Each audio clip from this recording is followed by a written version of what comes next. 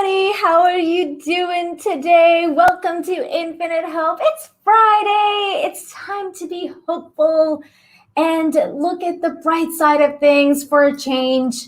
Because I look at the other side of things quite often, especially on Twitter. But you know what?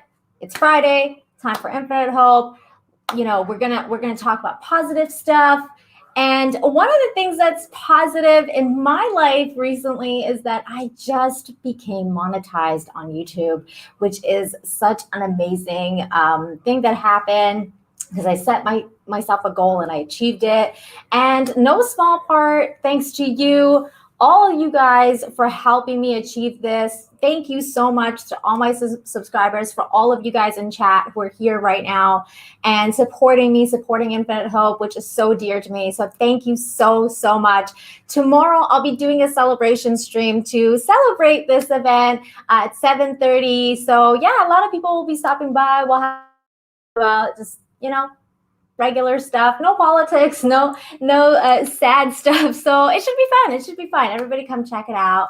And so I just wanted to thank you guys all for being here and just supporting me. Thank you guys so much. So I'm gonna start saying hi to the chat.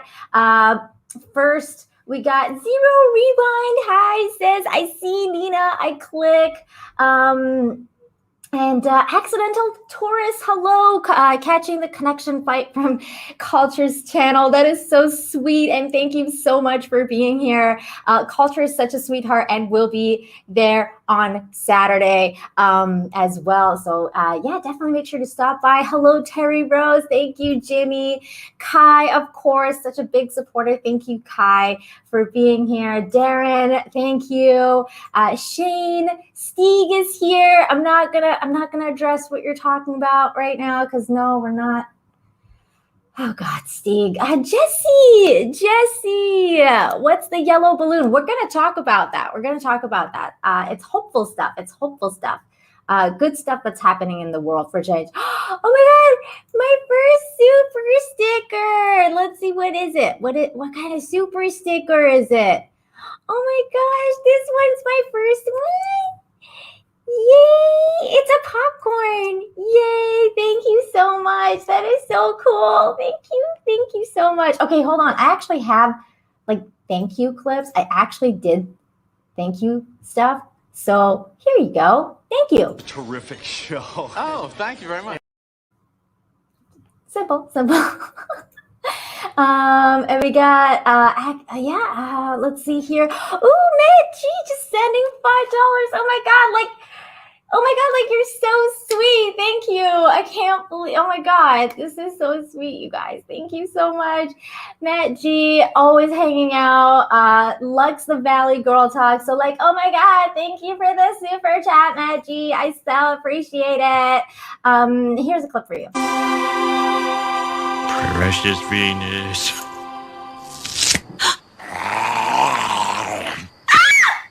Thank you.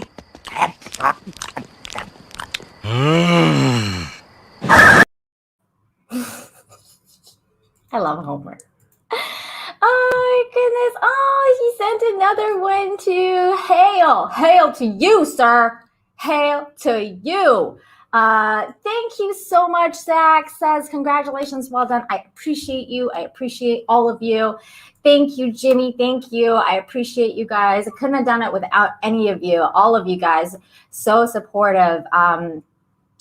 Jesse says, no politics means for about till when someone brings it up. Well,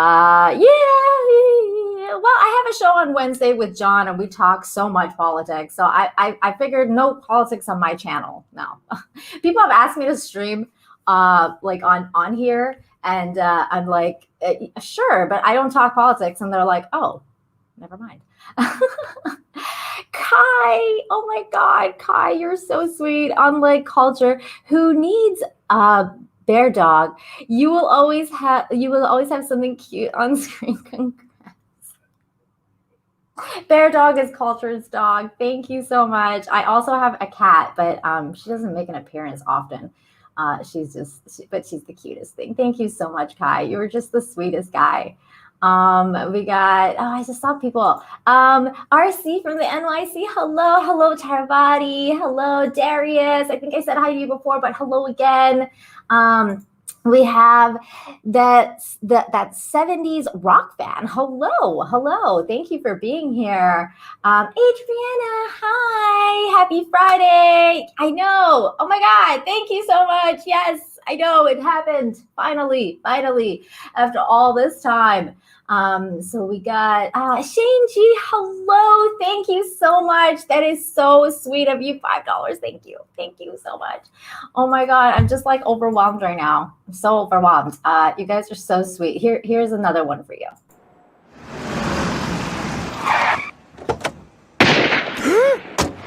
Thank you for coming. I'll see you in hell. Oh my God, I just like went and clipped whatever thank yous I could find that I thought were funny. So yeah.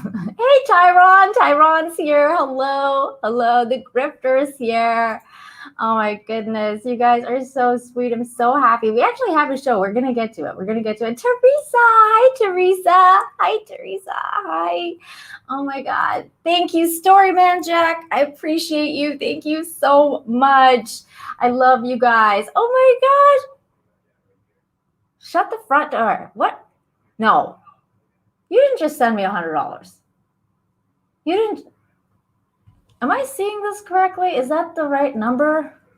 Teresa? No. No way. Oh my God. I almost X'd myself out. I'm kind of freaking out right now. This is, oh my God. Are you guys trying to make me cry? Because it's going to happen. I'm going to cry. I can't believe it. Like, what? Teresa? Oh my God. Okay, well, here's my favorite thank you clip. Daddy's in prison, and he won't be home for a long time. My dear Lord. Yeah, well, I gotta get going right now. I gotta get on the bus. I ride the bus for the city and watch the bus drivers. Kind of this program they got to make sure they turn the wheels right and... Billy, you forgot your stuff.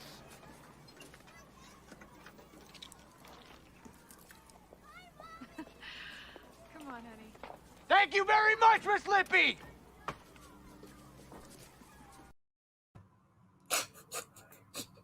Really Madison. I know. I'm gonna cry. Like, I swear to God, it's tears of happiness. It's tears of joy. It's not tears of. Oh God. You guys, this community is just so overwhelming. I was already pumped up, and now I'm actually freaking out. Like, I'm sweating right now. I'm like, oh my God, I can't believe it. Teresa. Everybody subscribe to Teresa. She's the sweetest lady. And she was one of the first people who invited me on her channel, and we hung out on her quarantine nights. Oh my God. She introduced me to so many people. She introduced me to Stieg. She introduced me to Zevious. She introduced me to Noah from the Phantom Menace. I mean, everybody, like, I've met so many people through Teresa. I'm so overwhelmed. Thank you so much, Teresa. She's like, cry. It's gonna happen.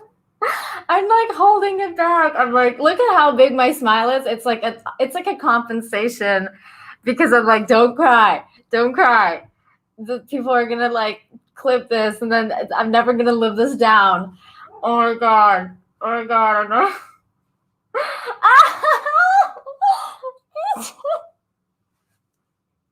Oh my God. Latino's Land, thank you.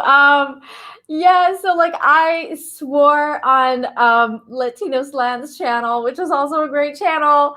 Oh my God. And I swore on his channel when I went to get an interview done, and he clipped it. So if you guys want to check that out, go ahead and check that out. Oh my God, what? Wait, what? Teresa, you don't have a wrench?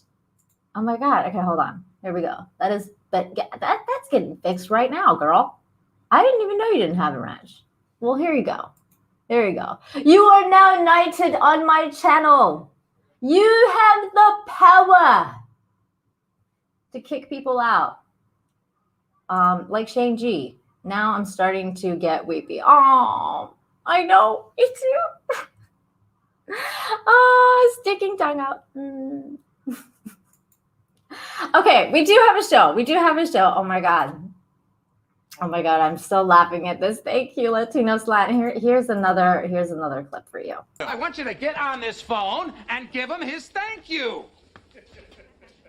No, I can't. Jerry, this is the way society functions. Aren't you a part of society? Because if you don't want to be a part of society, Jerry, why don't you just get in your car and move to the east side?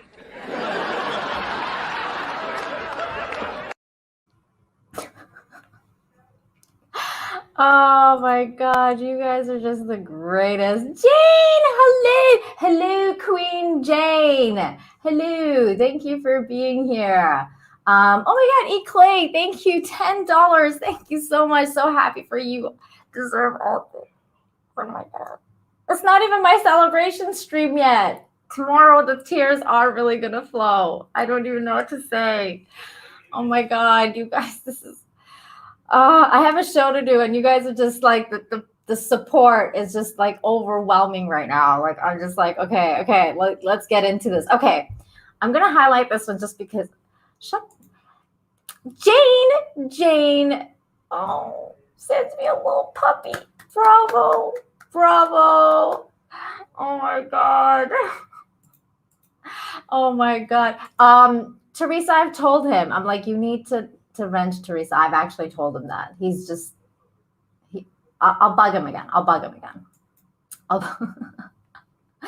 Okay.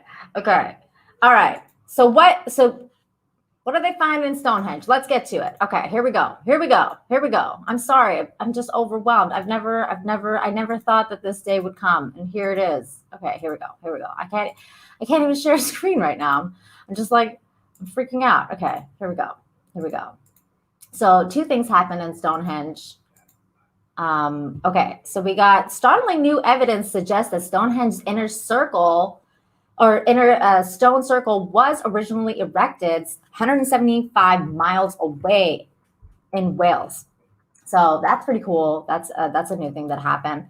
Lending credence to an ancient legend, newly uncovered evidence suggests that Stonehenge's inner circle of stones was originally erected in Wales before being transported 175 miles and rebuilt on Salisbury Plain in Wiltshire, England. I've never been to Stonehenge, but it's always been a dream of mine to go there.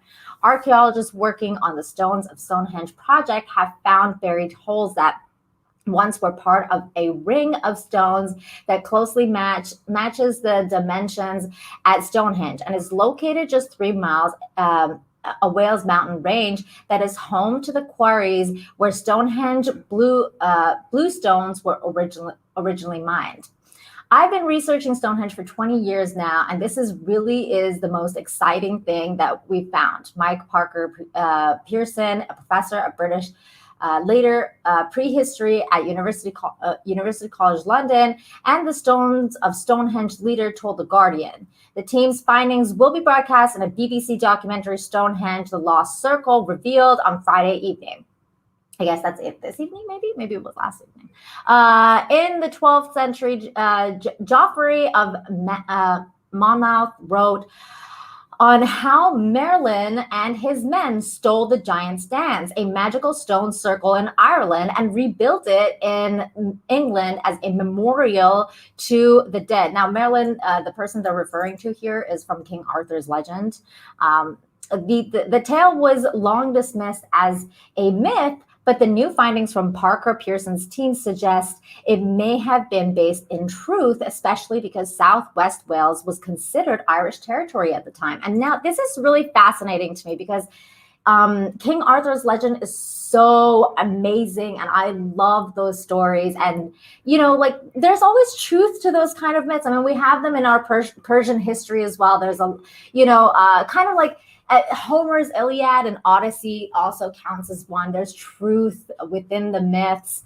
And it really makes you wonder what's going to happen, in our history, in our time, and how people are going to perceive our stories, and where the truth is going to be mixed in with the myths. So here's one of the stones. The standing stone at Wan Mon in Wales is now believed to be among the remnants of an ancient stone circle that was deconstructed and used in the building of Stonehenge. Photo by Paul Davis. So this is the stone that is really cool. The site of a one-time stone circle near the Paraceli Hills also conforms to a theory espoused by geologist Herbert Thomas in the Antiquaries Journal way back in 1923. Wow, he believed that Stonehenge bluestones were weighed up to 3 tons, were originally part of the Variegated Stone Circle in Wales. So this is really just fascinating stuff to me. This article is quite long, so I'm gonna move on because there's also another discovery that was made there. But as always, all these articles are going to be linked down below, so you guys can check it out. But this is the other kind of thing that was discovered in Stonehenge. Actually, right alongside this discovery. A few days earlier, suddenly new evidence. No, wait, I'm sorry. I clicked the wrong one. We're talking about this other one. Okay, hold on. From the same page. There we go. So archaeologists' excavations near Stonehenge have turned up ancient graves and scores of other fascinating discoveries. Excavations for new highway tunnel near Stonehenge have unearthed 2 burial sites and what may have been an industrial workstation. So here's one of the bodies they excavated, an ancient burial site found near Stonehenge during excavation.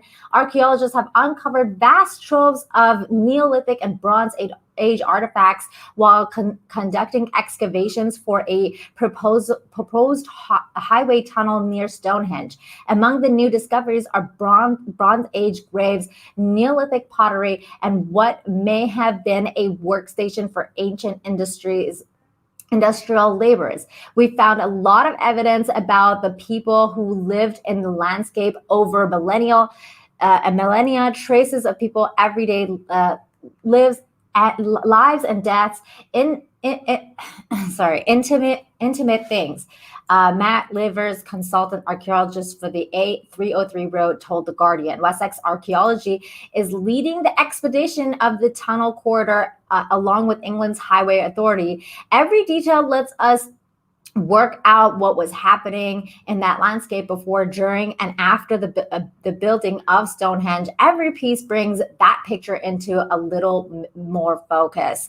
The discoveries turned up in some 1,777 test pits and 440 trenches excavated about a mile to the east and west of the prehistoric stone monument.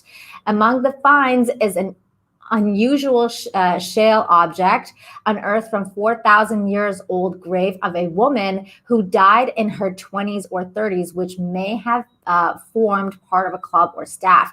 Also found was a small beaker in the grave of an infant marked by tiny ear bones. The possible workstation, a C-shaped enclosed space, was accompanied with pieces of burnt flint, which archaeologists say may indicate industrial process such as metal or leather working. In November, a English transport official greenlit the new tunnel. It would divert the A303 highway, which passes very near the prehistoric monument and has become notoriously congested, to go underground, running 2 miles and expected to cost 1.7 billion.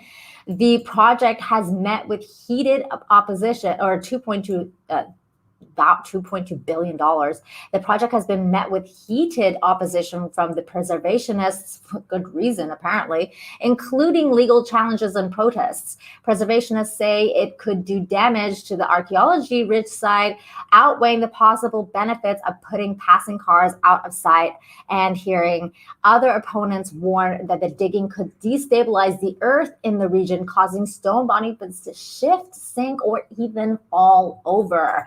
Wow. So what do you guys think of all this? Like, are you for progress? Do you think that they should go and, excavate and, history be damned kind of thing? Or, is it time to just move on? Like, we gotta do what we gotta do. Right.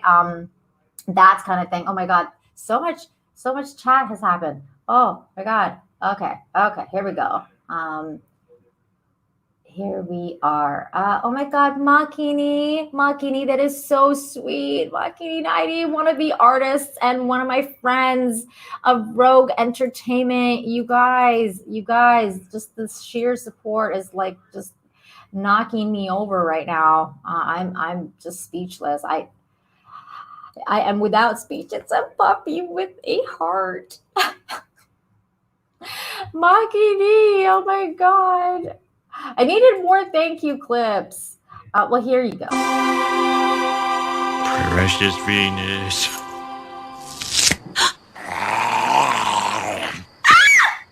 Thank you.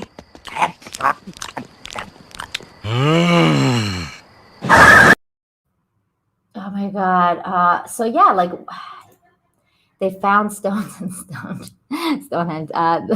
Yeah, they found more than that apparently. Yeah, this is cool news, right? Well, here's the deal. I'm not tithing right now to my parish, so you get. Oh, okay. Hi, Demogenai. Hi. Oh my. Oh my. Yeah. Okay. Oh my God. Okay, hold on. People are laughing. This is good. Yes. Celebrate good times. Come on. That's a great song. I know. That's a great movie. I don't remember if I saw that movie. I think I need to watch that again.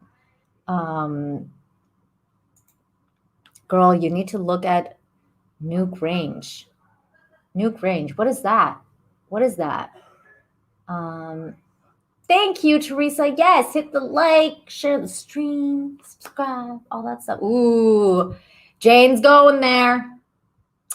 Guys. Yeah, you would know, girl. Wait, you're the cyborg. Never mind. I'm supposed to be the alien. Oh, Demogenai, thank you. Please stop by the celebration stream tomorrow. We're celebrating tomorrow, 7:30. Thank you, Eastern. I really appreciate you. Ooh, okay. Hey, Crack Rock. Hello. Giant shoes. They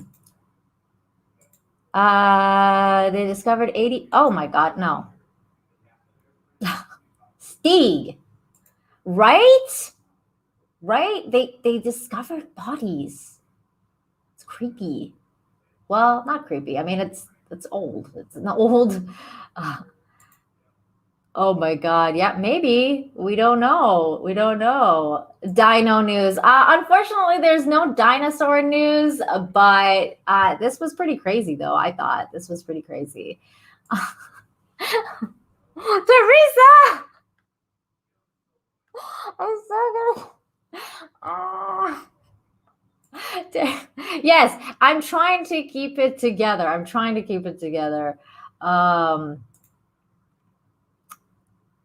Oh, stop it, Kai. Stop it. Oh my God.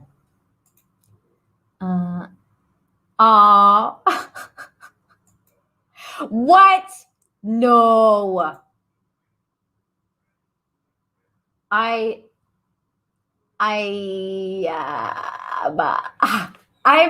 am without speech.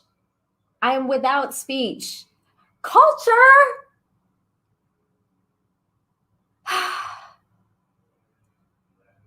I mean, that speech. Oh my god. Says happy monetization. I figured I'd do this now since I'm on the panel tomorrow. You deserve this and so much more. Congrats. I'm seriously gonna cry. I'm seriously gonna cry. I hate you. The support is just overwhelming. When I started this whole thing, I really didn't expect to be here right now. Thank you guys. I mean, even if you're not paying or anything like that, just being here and supporting me every week. Thank you guys. From the bottom of my heart. Thank you guys. Mama Bear. She was the one that started this whole thing. She got me on the Queen's Council. That was my first stream. I'm gonna have to go off camera. I hate you guys.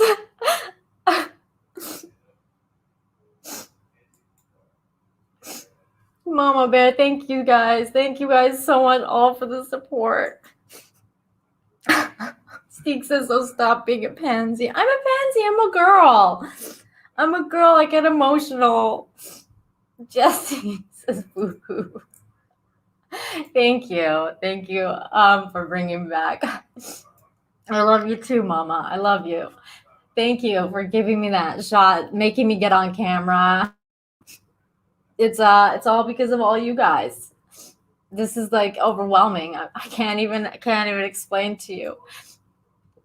Night Send for $4.99. Thank you so much. Says congratulations. That's tough act to follow. Culture. You're so good, homie. I know Teresa and now Culture. I mean, I can't even. I mean, all of you guys. Nightstand, Kai sends me stories every week for this show. I hate you guys. It got me going now. I have other stories. This was supposed to happen tomorrow, not right now. Maki, thank you so much. $20 says congrats to one of my best friends in this fandom. You truly deserve it. And you truly deserve it. And please continue to bring light to everyone around you and continue to inspire love. Yeah. With 3 hearts. Well, I love you too, Maki. I love all of you. You guys are just the most incredible people I've ever had the pleasure of knowing. All of you. All of you. And here's your favorite clip because I know how much you love it. Sam!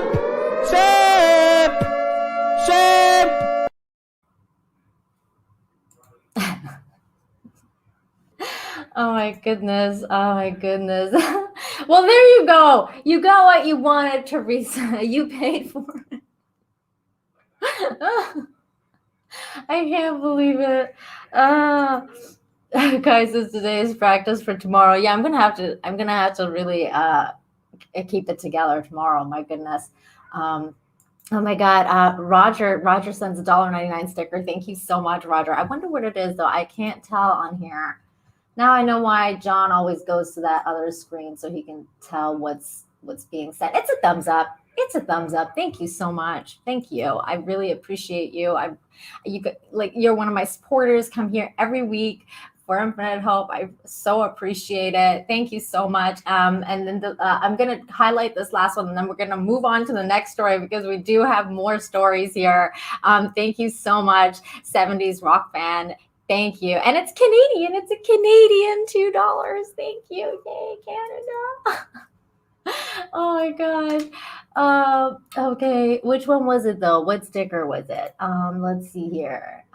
It's the puppy love. Yay, puppy love. Puppy love. So great. So great. Thank you guys. Okay. Yeah, John does show DMs quite a bit. That's okay. He has nothing to hide. Unlike me. No, I'm just joking. All right. Here we go. So Stonehenge story is done. we are going to move on to another archaeology story, which I thought was fascinating. And you know me, I love archaeology stuff. So here it is. Archaeologists in Egypt have unearthed the world's oldest known beer factory, thought to date back to 5,000 years. How cool is that? Oops, that was smart. Sorry, Teresa. Archaeologists in Egypt have discovered the remains of a 5,000-year-old mega brewery thought to have once supplied thousands of gallons of the golden stuff for royal rituals. So here's the excavation site. Unearthed at the ancient site of Abydos, one of the oldest discovery cities of ancient Egypt. It's being called the world's largest beer factory. The brewery consisted of 8 large rooms, each 65 feet, 20 meters long, in which lay 40 clay pots resting in decorative cisterns arranged in 2 rows where grains and water would once have been heated to make beer. How cool is this? The world's oldest beer factory. According to the Supreme Council of Antiques, the brewery likely dates back to the reign of King Narmer, Narmer, a lesser known name in Egyptian history, who nevertheless made an enormous mark in the land of the Nile as founder of the first dynasty and then sole unifier of the country. The brewery may have been built in this place specifically to supply the royal rituals that were taking place inside the funeral facilities of the King of Egypt mission co-head Matthews Adams of New York University has stated. Abydos in its heyday would have been filled with temples and tombs, and even today the Temple of Osiris, the royal necropolis of the First Dynasty, and the Temple of Seti I are all still intact and able to be visited. The brewery, a new addition to one of Egypt's most important cultural sites, is thought to have been able to produce 5,000 gallons of beer in a single batch. And unsurprisingly, evidence for the use of beer in sacrificial sites were found during excavations in these facilities. That's scary, a statement from the Egypt Tourism Ministry said. So yeah, that's crazy, right? Wow. I mean, they didn't use it for like drinking. They use it for like sacrificial stuff. That's crazy. So there's that archaeology news. Let's see what the chat has to say. Beer. Yes, beer indeed. Let me see.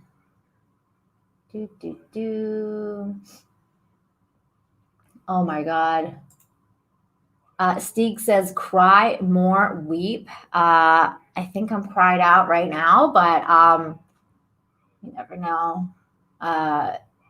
If you want to see me cry, probably stop by that stream tomorrow at 7:30 Eastern. John will be there. A lot of people will be there. I'm gonna throw the link to the Queen's Council as well. So Mads, of course, you're more than welcome. Teresa, you're more than welcome to come. I'm gonna send you the link. Everybody that I know and has helped me, I'm gonna be sending out the link to everybody so that we can all share in the joy, of our. I mean, thank you. Oh my God, Miss Martin says we endorse weeping. Oh my God. Thank you, Stump Rat. Thank you so much. I really appreciate it. I really appreciate it. Oh my God. This link that I have pulled up just started like talking to me and I was like, what? Okay, hold on. I have to like pause this. Be quiet. Oh my God. Dude. Okay, let's get this story out of the way because I gotta X this link out. It's terrible. I hate like how it just starts talking to you and you're like, dude, I didn't press play. Okay.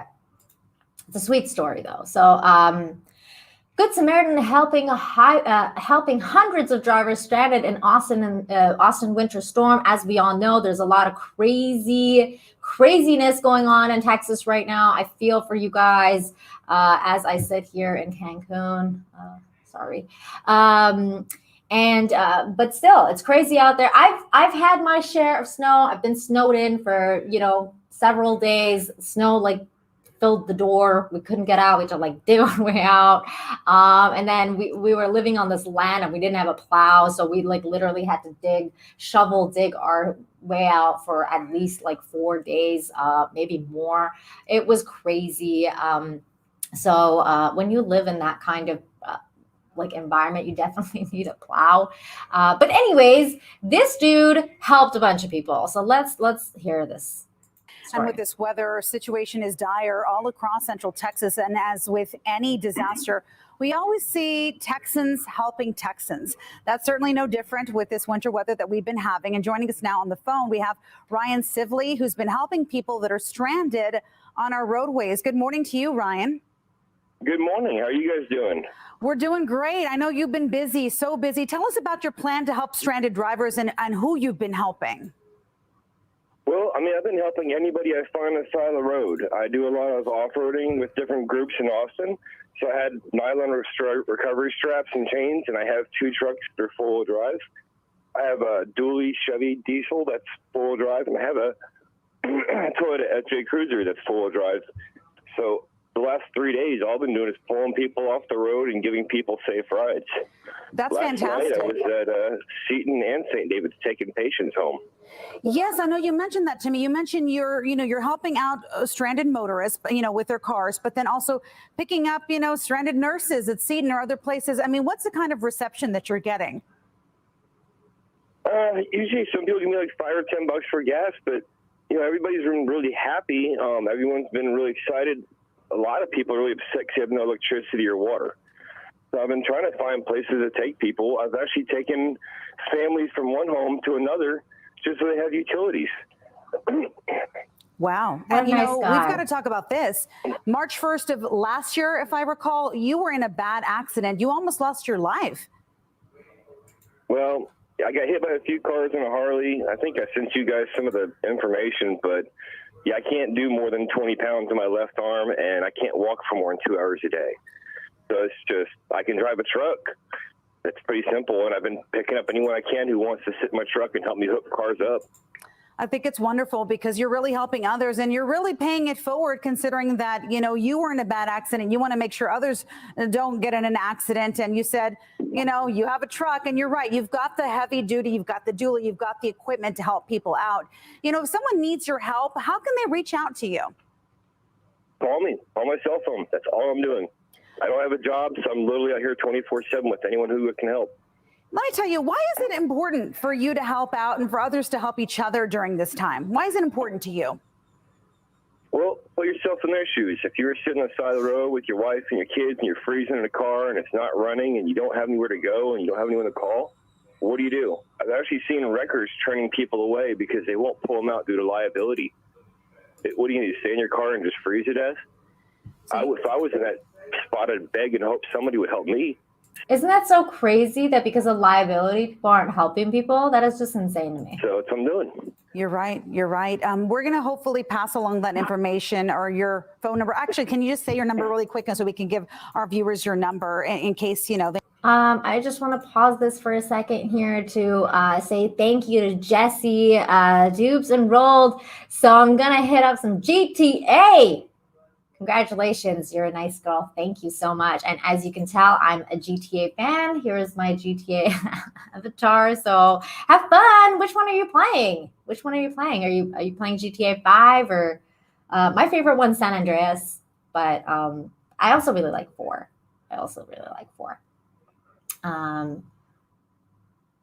Yeah. Oh, and you asked me earlier how big my driveway is or was. I lived on a 20-acre land, so the driveway was like from where the door was to get to the gate.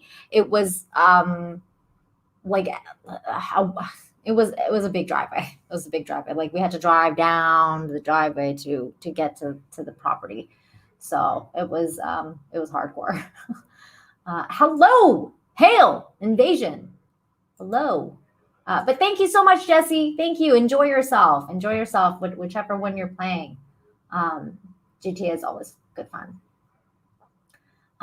Okay, but yeah, so back to that story. This dude helps people. And again, this link is in the description down below. Yes, Jesse, exactly. I try to help whoever that needs or wants help as well. And that's the story that I'll be covering next. That's the like just kindness all around. The yellow balloon challenge. Check back here for the highlights, Jesse, so that you can figure out what that is, because I really like that story. But yeah, have fun. Okay, so, but yeah, so like this guy drives around and helps people. He's awesome. Moving on to the next story. This is pretty cool too. Since we were talking about Texans helping Texans, let's stay on topic here because I had a couple more stories about Texas.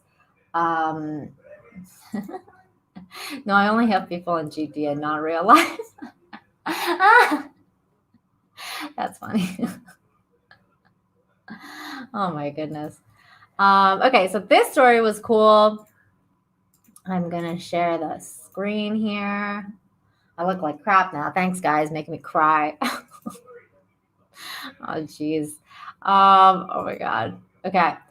So Texas deputies pay for hotel room that stranded family was unable to afford amid winter storm. That's human kindness for you. That's compassion. Random acts of kindness often go a long way. And for one family in Texas, it was the reason they had warm shelter overnight during the state's unprecedented winter storm. On Wednesday, Captain Marcus Kennard Bing with the Harris County Sheriff's Office tweeted that his District 5 deputies had responded to a call at a local hotel. The hotel, which can be identified as Kennard Bing's photo as the La Quinta Inn by Wyndham Hudson Kaifair in Houston, had told authorities that the patron couldn't afford the room for the night, according to the tweet. Refusing to let the family be out in the cold, Kennard Bing said his deputies took action, being that he has a family with small children and the inclement weather. Deputies paid out their pocket for the family to have room for the night, Kennard Bing explained. The kind actions were met by a flood of supportive tweets from users who thanked the deputies and offered to pay for more nights at the hotel if the family needed it. Great job by those deputies. If you can have someone cruise by there and see if those folks need a room tomorrow night, please contact me. If they do, I'd like to pay for them, wrote one user. I'd like to cover Saturday if they still need it, or a meal. Please update us if possible. See, I mean, this is compassion. This is humanity. That's beautiful. Like all of you guys who are doing this for me. I can't even explain to you. Job well done. Uniform men helping those families in need. The man you all help will never forget this. I hope you get the credit you all deserve. I thank you for mentioning this. Good deeds often goes unnoticed. Harris County Sheriff Ed Gonzalez responded to the heartwarming story in a tweet of his own and praised the officers for going out of their way to help others. These random acts of kindness make all the difference these days, Gonzalez wrote. I commend these deputies for their compassion.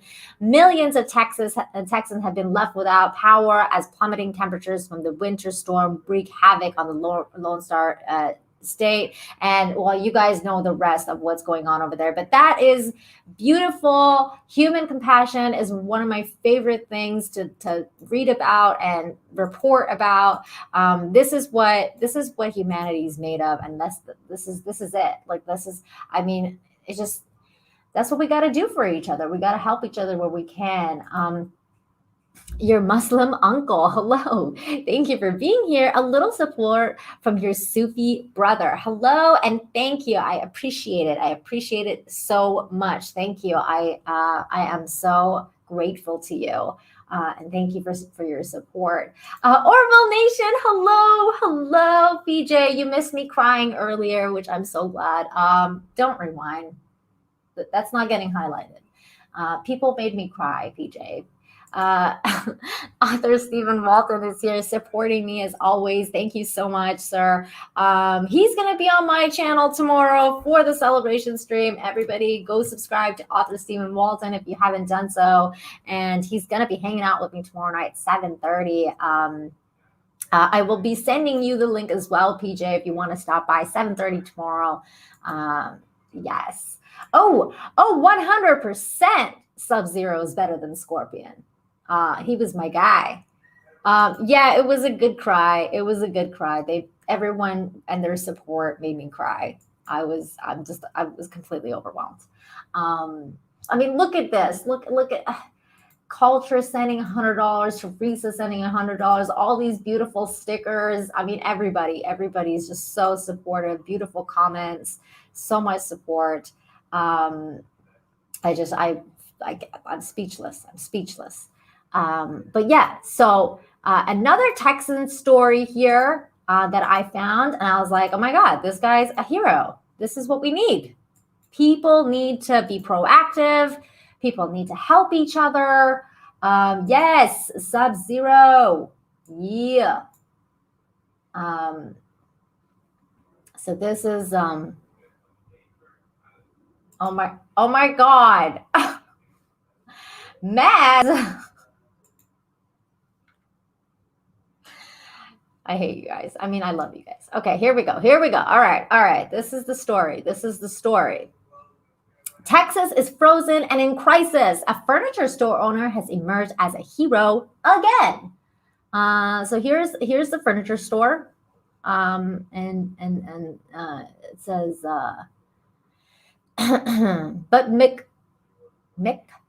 McLunglave is becoming most famous. Oh, I missed it. Sorry. Here we go again. Okay. So Houston's furniture store owner Jim Mattress Mac McEnclave is known for his showmanship, even airing television commercials in which he's actually wearing a mattress to draw attention to his stores. But McEnclave is becoming more famous for something else. Turning his expensive showrooms into life-saving shelters. He opened his gallery furniture store to people who fled Hurricane Katrina in 2005, Hurricane Harvey in 2017, and Tropical Storm Imelda in 2019. Now he's doing it for those who have been hit hard by a deadly winter storm that has left more than 3 million Texans without power and running water in record-setting freezing temperatures. The logistics are a little hard, but we're making it work, said McEnclave. The main thing is get people out of the cold. The state's power grid, isolated from the rest of the country, failed to meet demand in the frigid weather as residents scrambled to stay warm, dry, and safe. Many who need medical care that depends on electricity are in dire conditions and livid at how unprepared the state was for ice and snow. One unsympathetic mayor took to Facebook and demanded that lazy people get electricity and water on their own. Yeah, I read about that. That's not a good thing to say. But yeah, he was an idiot. He had to resign. But the article goes on to say, obviously, there's a lot amongst the community coming here. They're shell-shocked, he said. They've been home for days in the cold with no electricity, no heat, no water, no plumbing. Since Tuesday, about 300 people a night have taken him up on the offer at 2 of his 3 stores, while up to 800 have come in each day to warm up and get coffee, snacks, or a meal in the cafeteria. While the store has power supplied by a generator filled with 1,500 gallons of diesel fuel, only one faucet is working because of the frozen pipes, said McEnclave. He brought in portable toilets and rigged a special flush system in the restroom with extra water. And McEnclave also paid food vendors to bring in tacos, enchiladas, hamburgers, hot dogs, and breakfast burritos. To whom much of this has been given, much is expected, he said. We've benefited from public support over the years, so it's our obligation to open our doors and let people come in and get respite from the storm. It's the right thing to do. Well, absolutely. I mean, come on. If you can help, you help. And this is what this guy is doing, and that makes him a hero. McEnclave said he knew that he needed for offer up the beds and sofas in his store after he witnessed sad scenes while driving to church on Valentine's Day. I saw some cops putting a sheet over a homeless guy who had frozen to death. Oh, that is so sad. That's really got me. I decided then that I'd open up the stores to everyone if they really got it bad, and it did. So this is like another picture of people just coming in to shelter from the cold. And I mean, it's wonderful. It's wonderful what this guy is doing. There he is. What a wonderful story. I commend him. I commend him for doing this. This is what we all need. We need people to step up. If you're capable of doing something, do something. And that's what this guy did. Hello, Angelus. Thank you for being here. Hello, friend. But yeah, so that guy is a hero. Let's see here.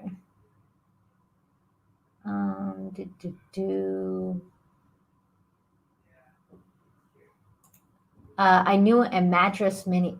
Oh my God, I should not have highlights. Shane.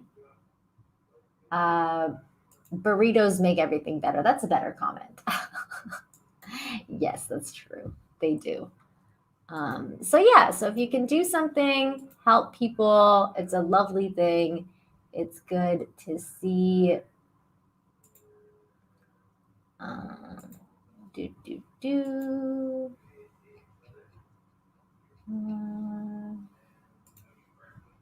Okay, so let's move on to the next story, which is, I think I had another one about, I do have another one about the cold, but it's not in Texas. All right, let's move on to this story because this story was sweet.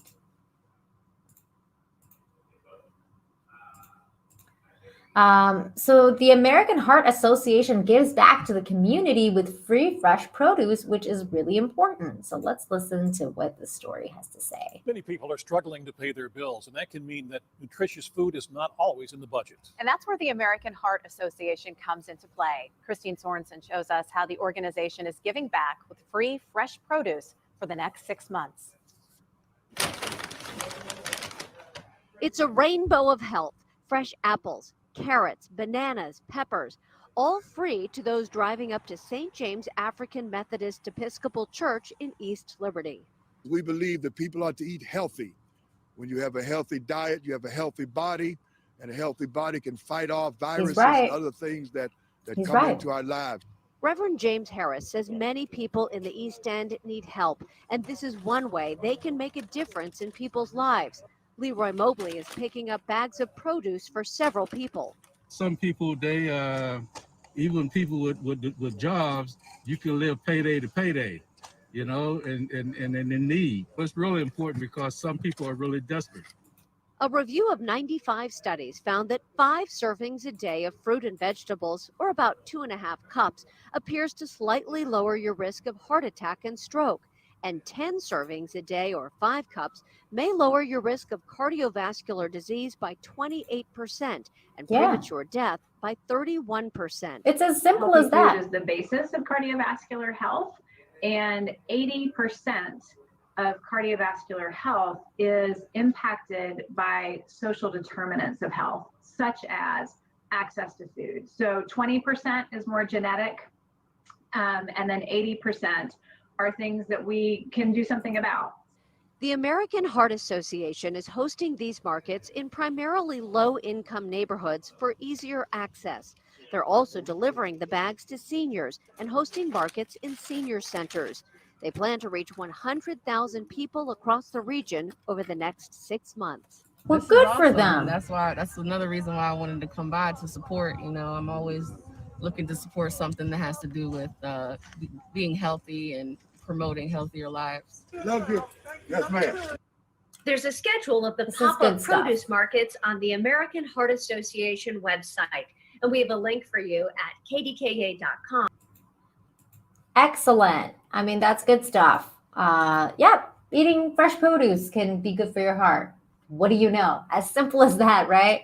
But yeah, so that was a really cool story. This one, now we're going to talk about the Yellow Balloon Challenge, which I thought was a really sweet story as well. This one, really got me in the feels a little bit. Yellow Balloon Challenge in West Virginia goes viral with act of kindness. So here's the story of how it went. Wait, is this? No, this is not the story. This is okay. So what happened was, what started as one simple act of kindness in a small West Virginia town proliferated into a community-wide challenge. It's called the Yellow Balloon Challenge, and it was inspired by Natasha Fogel's 2-year-old son, Grayson. In a tearful Facebook message posted on Friday, Fogel told her followers that a worker at a Party City location in Martinsburg made her son's night by simply acknowledging his presence and then gifting him with a yellow balloon. Okay, so let's watch that video, which is posted here. It's really interesting because. Good morning, everyone. Happy Friday. Hope you've had a fabulous week. So something's been tugging at my heart since last night. Last night we went to Party City, and through this message, I hope to find whomever this lady was. She works at Party City, and we took Grayson to go get his Valentine's Day stuff for school. And we go to check out, and of course, Grayson says hi, and she acknowledges him, which shockingly doesn't happen enough. We're trying to raise him to. That is so weird, right? That doesn't happen often. That like a little kid would be saying hi or something, and people don't acknowledge that. I mean, that's so crazy because I like that's happened to me, like, and my nephew, like where I've gone to places with my little nephew, and he says hi to people and they don't say hi back, and they're like all standoffish and stuff. It makes no sense. To be very social and interact, and so just her acknowledging made me feel good. And so she said, "Buddy, what's your favorite color?" And so he saw a chart, and he said yellow. And I didn't know what she was doing. And so she got in this balloon.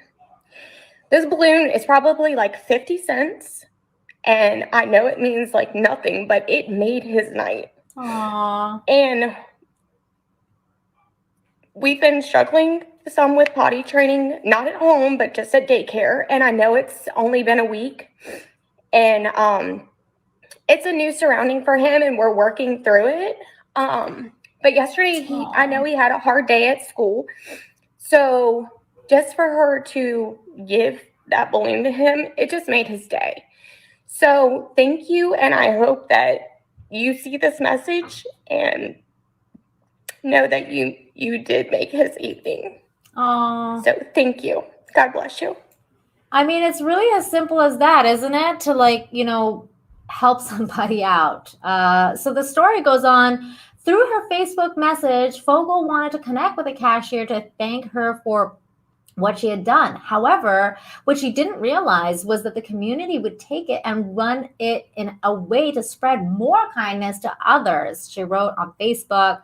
A local firm, Catroll Law PLLC, coined it the hashtag Yellow Balloon Challenge after seeing Fogel's heartfelt message. The rules are simple. Say hello to a stranger. shovel a neighbor's driveway, pay for the car behind you, just make someone else smile. The law firm wrote on Facebook. To kick off the challenge, Cat Row Law paid $100 towards a stranger's account at Meals on Wheels of Jefferson County, and then challenged a local boutique to keep the yellow balloon challenge going, according to the firm's Facebook post. And here's the little boy Grayson. Look how happy he is with the little balloon. He's so cute. So cute.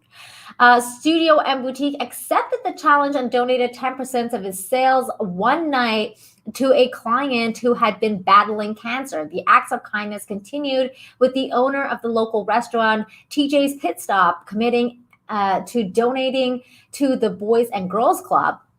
Many others have already accepted that challenge. Fogel said this was never Fogel's intention, although she is blown away by the response they have received. Her hope is that they can keep the kindness going and spread that feeling around to the rest of the world. On Valentine's Day, Fogel and her family picked up yellow balloons, wrote messages on them, and prominently displayed them around the community. And that, to me, is just wonderful that this community chose to do something like this. And it just, seriously, it goes, the most basic thing can change someone's entire day. Like, I've had it where, you know, I was having a really bad day, and then I go and I speak to, like, you know, a grocery store clerk or someone, and they're super kind to me or whatever, and it just like makes your day totally change around. Or like, you know, like one morning I remember, like, I got up and I was having the worst morning, and then I went to my Tim Hortons drive-through to pick up my morning coffee, and you know, somebody had paid for my coffee and my little breakfast burrito in the car in front of me, and it like changed my whole day around.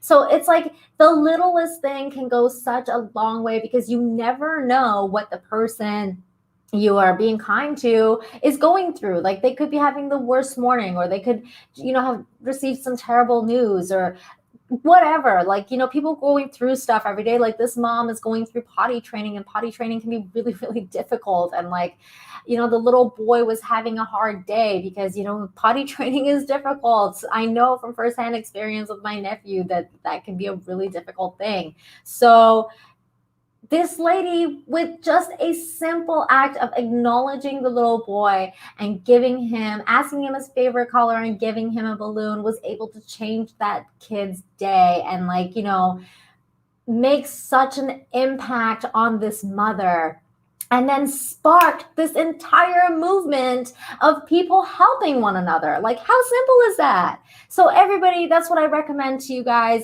Go out there and keep this challenge going. Pay for someone's meal at a drive-thru if you can afford it, or like just say hello to your, you know, neighbor, or, you know, just help somebody out if you can, and you know, just keep it going and see what happens. You never know what could happen. Oh my gosh, Orville Nation, thank you so much. Says my hey, my friend, many congrats. You deserve it. I couldn't have done it without you, PJ, and I appreciate you so much. I love your show. Dark Matters Mondays is one of my favorite things to be a part of, and you helped me get to 1,000 subscribers. You are just a beacon of light and hope in this community, with how many people you help and the kind of person that you are. So I really, really appreciate you, just from the bottom of my heart. Thank you so much, PJ. I'm going to give you a clip. Let's see, which one haven't I used too much? I will give you this one just because I think it's hilarious and I love Seinfeld. I want you to get on this phone and give him his thank you. No, I can't. Jerry, this is the way society functions. Aren't you a part of society? Because if you don't want to be a part of society, Jerry, why don't you just get in your car and move to the east side?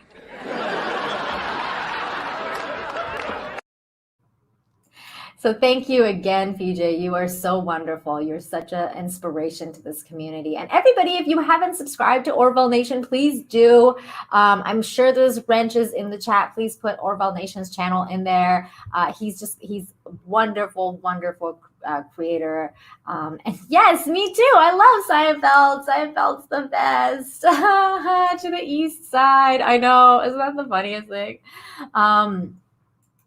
Toss a coin to your neighbor. Yeah, definitely. Do that. Do that. Stumprat says, when my daughter was 3, I bribed her to finish potty training with a Cinderella dress. It worked. That's awesome. I'm so happy that it worked. That's great. My nephew really wanted to potty train. He was ready. He was like, I'm a big boy. I need to potty train now. And he was really into it. He wanted to learn. So it was pretty easy for him, but it was also difficult because, they have accidents and they get sad and, it's one of those things. And then especially for the moms, moms have to deal with all the cleanup and, oh, you guys know, moms know. I've just experienced it secondhand because I was helping my sister-in-law. So I've experienced it secondhand. I don't know it firsthand because I don't have my own kids, but I was there as a support pillar for my sister-in-law. So I've experienced that. Yes. Thank you, Jimmy. Thank you. Yes. So yeah. So, keep the kindness going.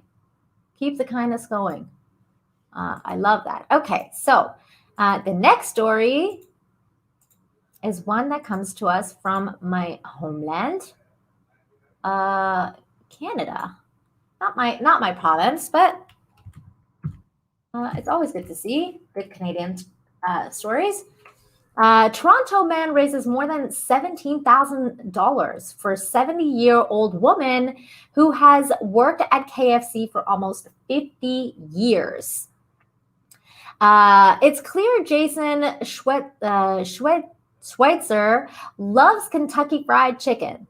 The fried chicken loyalist has been eating the crispy dish since he was 5 years old and fondly remembers trips to the East and Toronto restaurant every Sunday with his family. At 39, he doesn't even refer to the restaurant as KFC.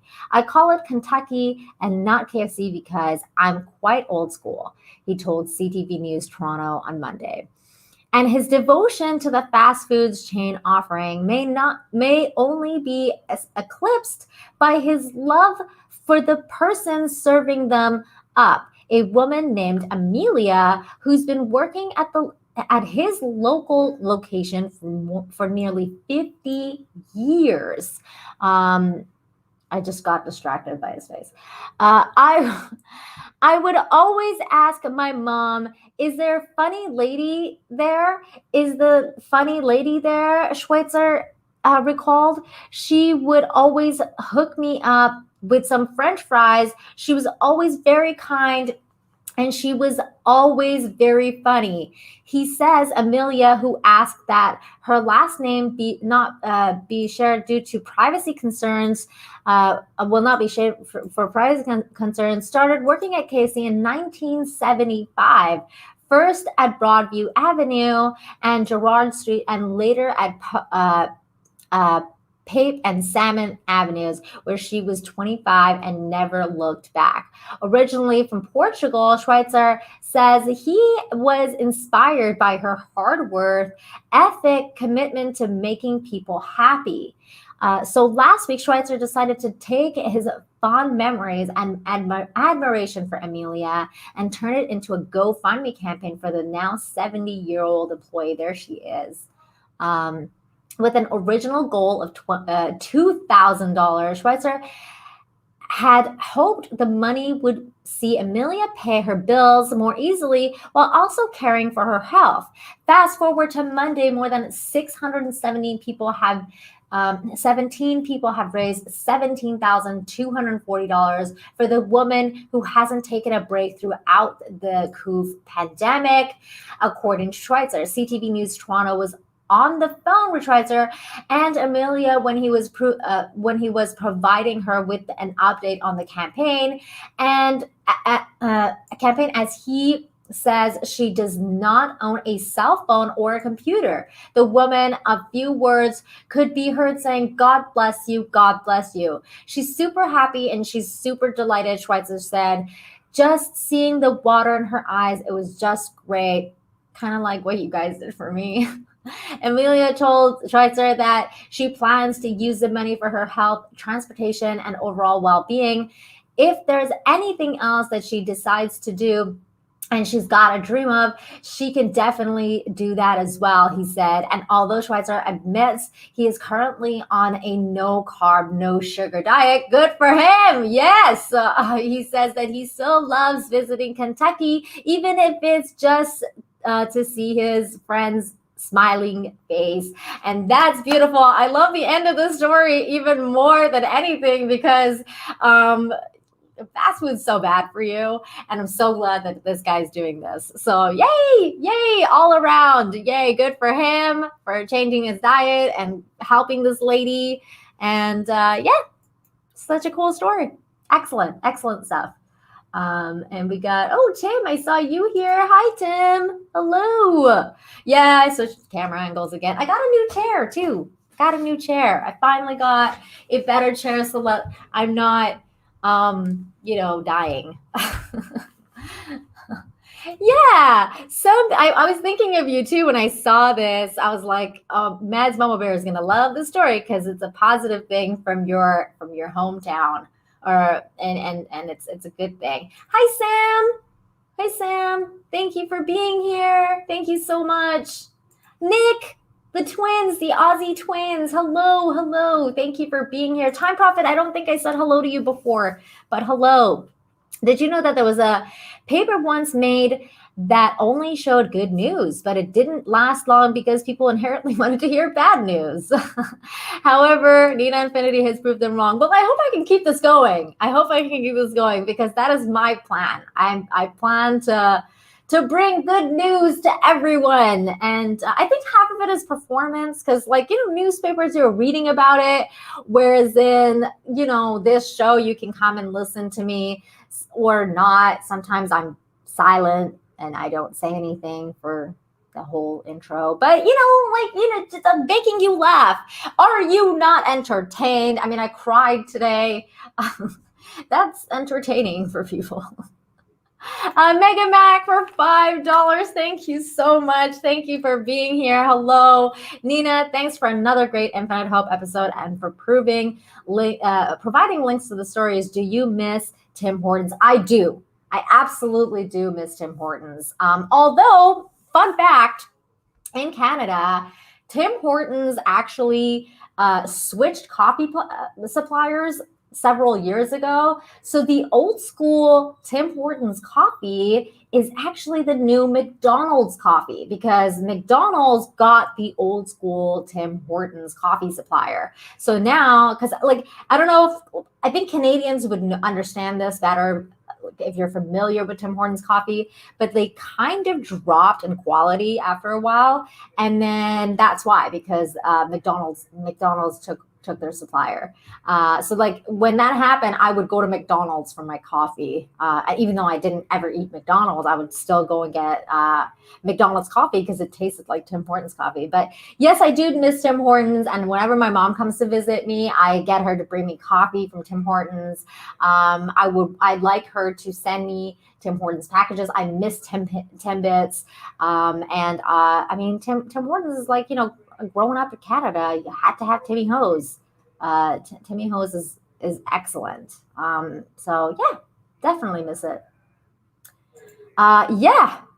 50 years of fried chicken. Yes, awesome for her, for sure. I agree. Hold on. When did Nina get a new chair? Eclay says, this is the first time you're seeing it. And it's so great. This is the first time. I'm so happy for that I finally got it because the other chair was killing me. And I don't know if you guys can hear my sound be better or not, but I actually did put like sound stuff like all behind here, so it stops the echo a bit. So I wonder if you guys can actually hear my sound better. I don't know. The Rookie Critic, hello, thank you for being here. Oh my God, for $5 says Nina Nearly, Nick Nichols nicely narrating newly named nerdy.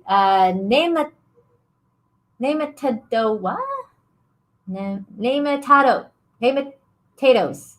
Nearly nipping nose nightly. Enjoy the tongue twister and happy monetization. Thank you. I almost did it. Thank you. Thank you, Rookie. Thank you so much. Yeah, I did some voice stuff for his Tomato Wars. So if you guys want to check that out, go to the Rookie Critics channel and watch the Tomato Wars series. And here's a clip for you, Rookie.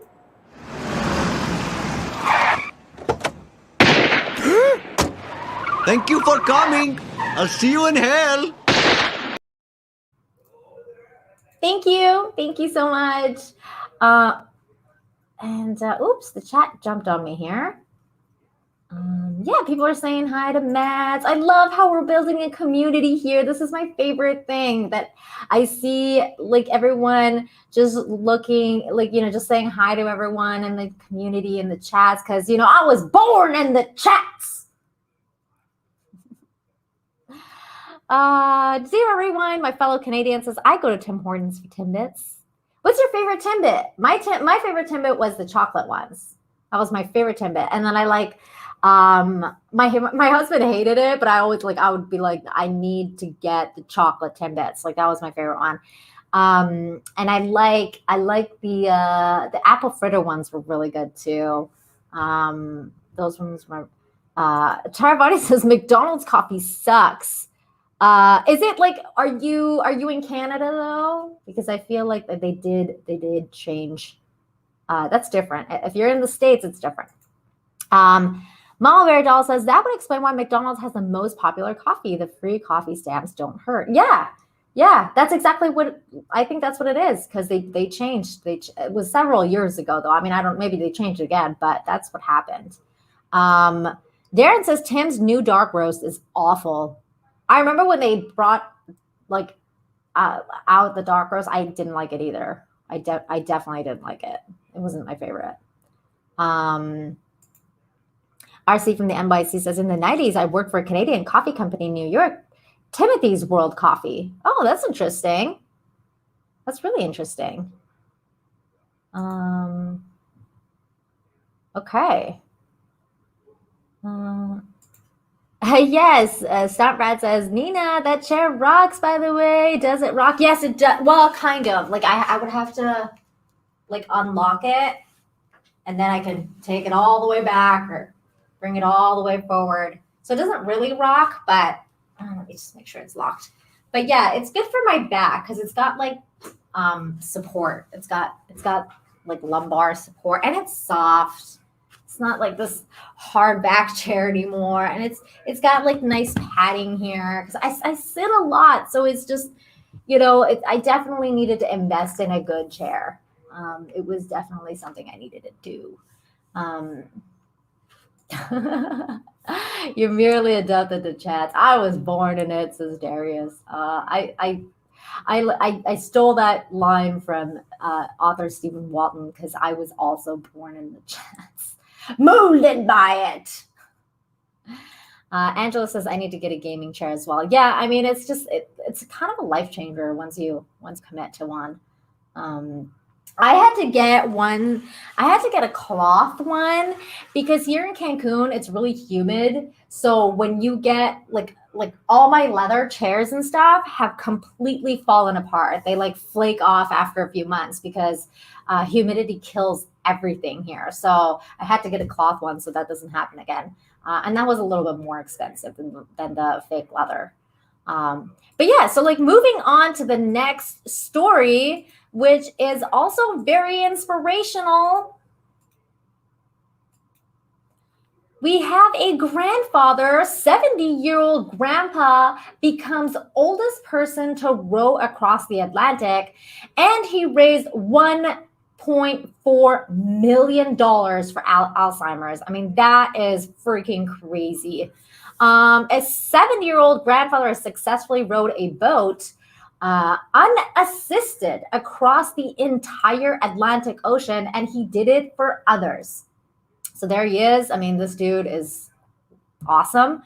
As part of the challenge to raise money for research on Alzheimer's treatment, Frank Rothwell dedicated the extreme feat to his brother-in-law, Roger, who succumbed to the disease during Frank's crossing. Oh, that's so sad. A little more than 1 million, I think, euros or pounds. I don't know what that is. 1.39 million was raised by almost 10,000 different donors, including a doubling of the first $500,000, $695,000 from Iceland Foods charitable donation, requiring 18 months of hard training and the entire row took 8 grueling weeks for Rothwell to travel from La Gomera in the Canary Islands on December 12th to the finish line 3,000 miles away in Antigua on February 6th. I like the challenge, explains Frank on his fundraising site. In 2017, I spent 5 weeks on a deserted island for the Channel 4 program, The Island with Bear Grylls. Before that, I was only the 10th person to ever circumnavigate North and South America. There he is with his boat. I mean, look at this boat. That's dope. And then he's got the Santa hat on. I mean, look at him. That's crazy. That's so cool. That's awesome.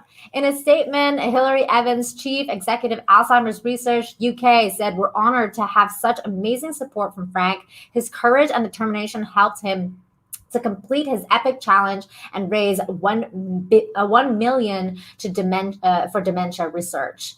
The incredible amount will be huge benefit to the groundbreaking research we carry out here in Alzheimer's Research UK as we continue our mission to bring about life-changing treatment for people affected by dementia."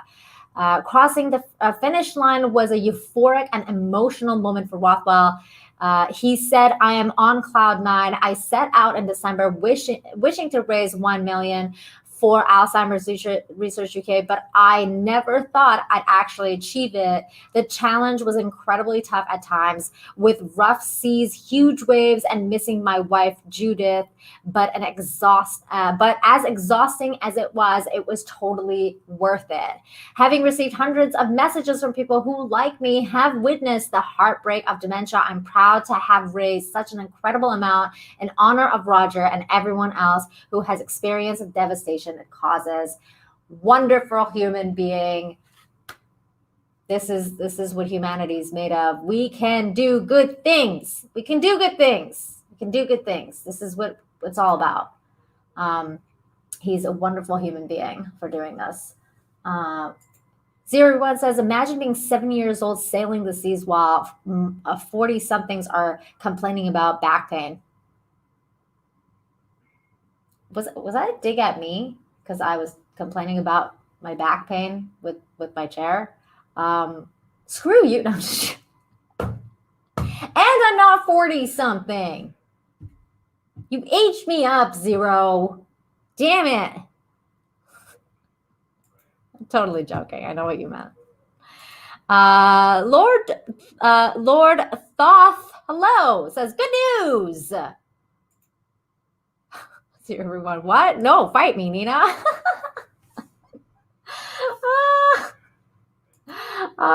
You guys kill me. But yeah, I thought it was a sweet story. Good for him. I mean, this is crazy. Taravati says, "I work for Purple Mattress. If you need extra support, get a seat cushion or back cushion. They are amazing." Yeah, I have a little cushion thing on this chair. So that's, yeah. People need to get those things. They are amazing. Mads Bubba Bear says, "A chair to replace the kitchen chair I sit on will come after I eventually save up for a mic." Excellent. Let's get you that mic. Let's get you that mic and chair, girl. People need to donate to Mads Mama Bear. when we do Queen's Council. Come and give her tips. This is this dude. Zero Rewind. This dude is a mentor grandpa figure in fantasy stories. Yeah, he can do anything. That's true. It's true. He's like, what? Dude freaking sailed the high seas. Yeah, so, okay. So the next story, it's another sweet story here. It's a doggy story. What kind of? It's actually a UPS story. Blue River's viral UPS driver means more to the community than the package he delivers. So this is the story here. We have an update on a heartwarming story we brought you last week. We're learning more tonight about that trending video of a UPS driver making snow angels with a woman's dog in Blue River. Now, KVAL's Olivia Young spoke with the driver himself and with the woman who took the video. Olivia, what'd you find out? Well, Cameron, that UPS driver's name is Ron, and he has been well known to the McKenzie community for years. What are you saying But with this the past year, doggy? the pandemic and the holiday farm fire made his services all the more essential. Now, after that community has lost so much, he's finding little ways to brighten their days. Here's how the story of that video came about. He is just a really compassionate, kind person. UPS driver Ron Alexander has long been beloved by the people of Blue River. I just have a real great connection with my people up there. I call them my people. They think of me as part of the community. When the holiday farm fire devastated that rural town, his job became all the more critical. We really provided a service for them that they wouldn't have been able to get the things that they needed. These days, Ron delivers more than just packages. I'm trying to connect with them. Everybody's a little bit different. That's why Ron stopped to play in the Blue River snow on one of his daily routes back in January. I had a wild hair, and there was this virgin snow in the driveway, and I thought, I'm going to make a snow angel, and Hope's going to go crazy, and she did. And then our dog ran out there and started jumping on him, and I said, I gotta get the camera. So Tracy shared the now famous video on the UPS Dogs Facebook page. See, once again, the simplest thing, right? The simplest thing. People just loved it. They said it made their day. They've watched it over and over again. The video has almost 10,000 views. And while Ron says the people of Blue River are the real heroes, I think that's what the story really is. And maybe this little video just kind of keeps an eye on the community. they say he's the one keeping an eye on them. Ron has just been such a blessing to so many people. I think it's just encouraged people's hearts, you know, to have him all these years, but particularly right now. While Ron lives in Eugene, he says he's made connections up the McKenzie that he That's hopes will last a beautiful. lifetime. He's even talked about moving up there with his wife. When he retires, he says it will be hard to give his route to someone else, but he plans Aw. to keep those connections alive. Because human connection, man, is the most important thing. That's why I keep telling you. You're trying to stop it. That's the most important thing is human connection. It's love and human connection. It's everything that we're all about. And I just saw Ron Cook send me $5. Thank you so much, Ron. Says just sending some love. With love right back at you, my friend. Love right back at you. I've seen you many times in my chats. I really appreciate you being here and supporting me in Infinite Hope. This show is my favorite thing to do every week. Thank you so much. And here is a clip for you, my friend. Precious Venus.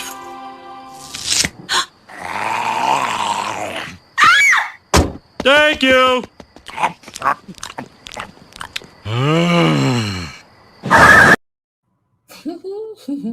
I love that episode. It's so good.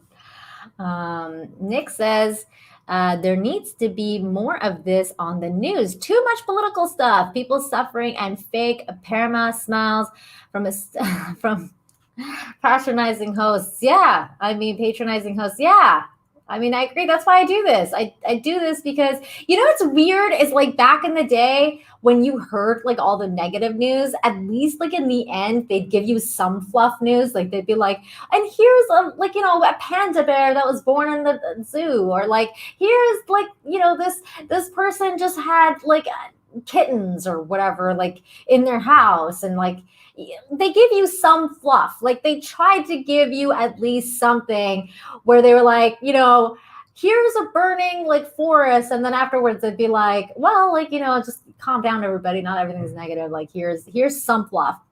They never do that anymore. It's always like just negative, negative, negative. Like just take all this negative news, and they barely ever give you anything good. And that's why, like, you know, I'm telling you, sometimes hunting for this good news stuff is actually really difficult because it's hard to find. It's really hard to find. People don't, they don't, like, the news agents don't make them anymore. Hello, King Crow, caca, ahoy there, folks. That's what he says. Hello to you. Oh no, Mama Bear, stay at home. I'm so sorry. I'm so sorry.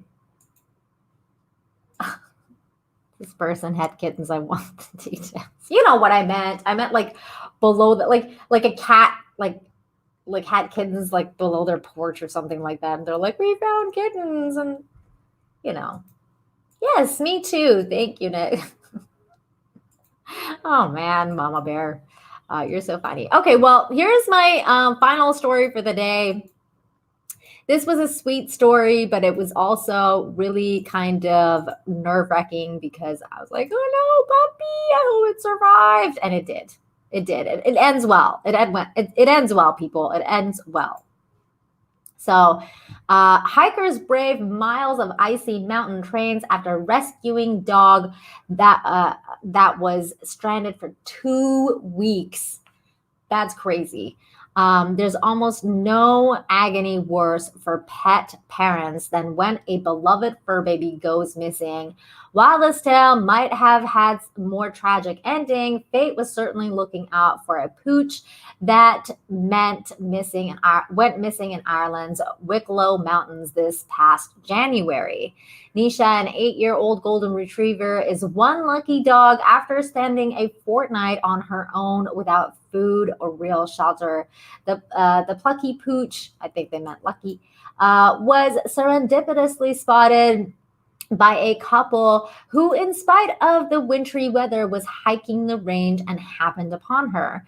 2 weeks earlier, Nisha's owner had taken her and their other dog, a German Shepherd named Harley, for some outdoor exercise. Startled by a deer, both dogs took off. Harley found his way back to the parking lot the next day, but Nisha did not. The family made a thorough search. They left a laundry basket of unwashed clothing near the spot they had last seen Nisha on the chance that she'd home in on the familiar scent marker. They even resorted to drones and took to the internet to ask for help in finding Nisha, but there was still no sign of her. We went on the social media and posted it out.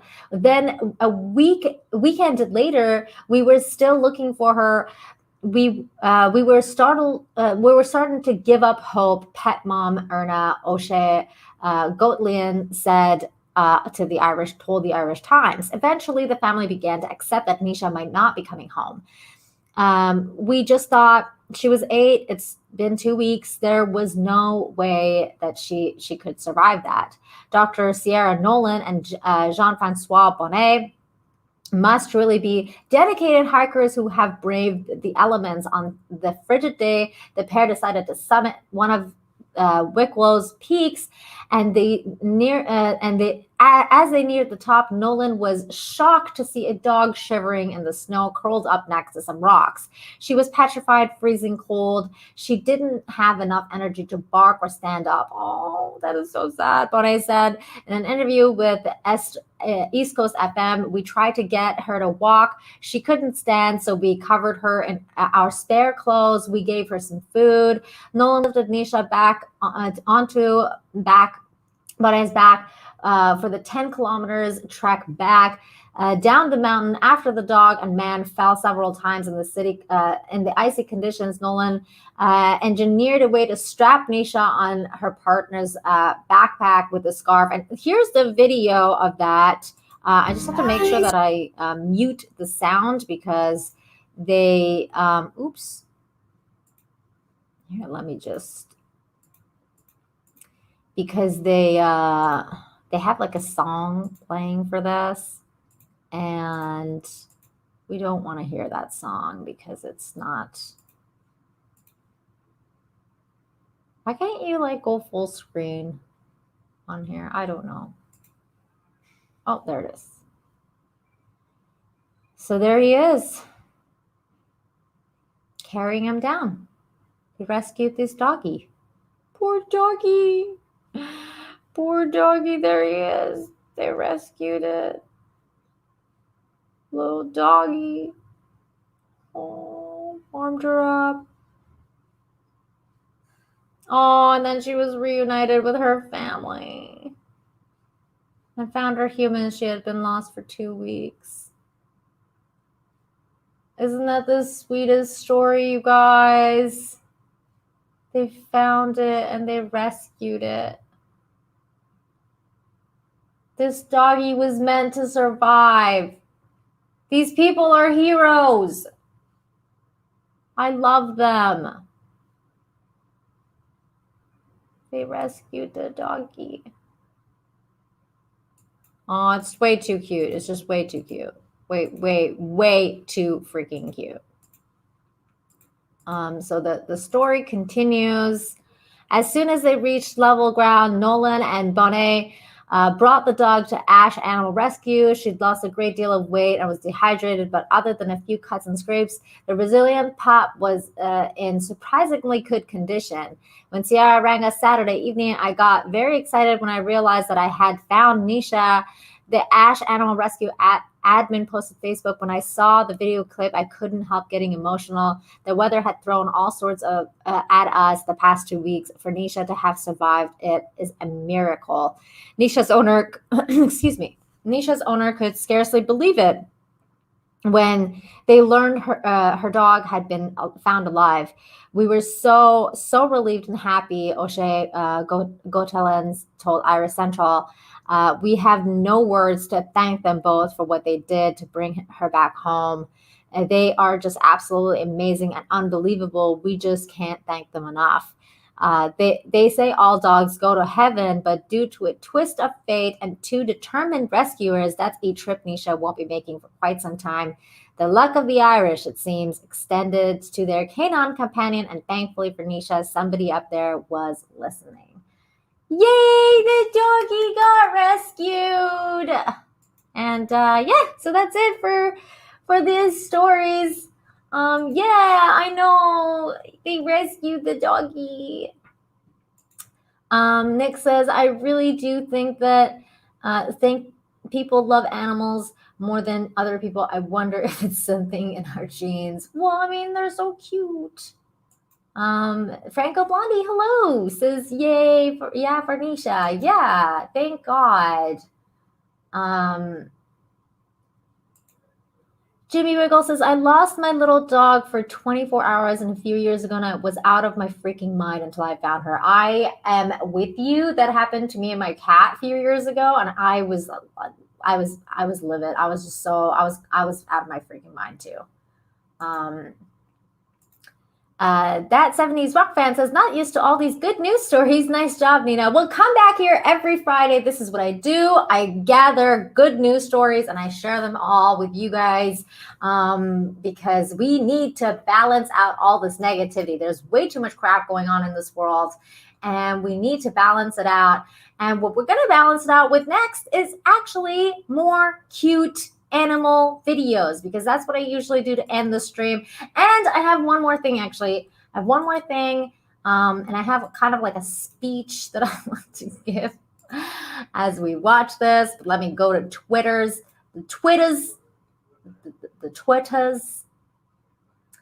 Oh my God, I just saw Miss Martin Muses has retweeted that says, join the chat and give her money. You don't need to join the chat to give me money. You just need to join the chat and support Infinite Hope, because we want to have more hopeful people and communities, and we want the niceness to be passed along, like the Yellow Balloon Challenge. Everybody do that. Go and make somebody's day. Say hello to your neighbor and be good to one another. But okay, so like I bookmarked a couple of really cool, cute stories like last week, and then I'm gonna share. Okay, should we watch animal stories first? Yeah, okay, you know what? Let's just do that. So first we're gonna watch. Okay, this one I showed last week. I just bookmarked. I kept it bookmarked because I was like, this is next level. I never want to forget that. So this is the little lion playing with it. This was amazing. I love the little kitty. So cute, giant kitty. What's weird is I get copyright claimed on these weird songs on YouTube. But moving on, my cat does this to me all the time, and I think it's the cutest thing ever.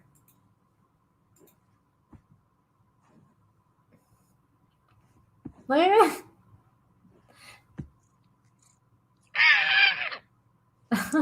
My cat does this to me all the time. It's really cute. It's so cute, cute kitty cat. Okay, wait. What happened to my bookmark? No, wait, go back. Okay, this was adorable.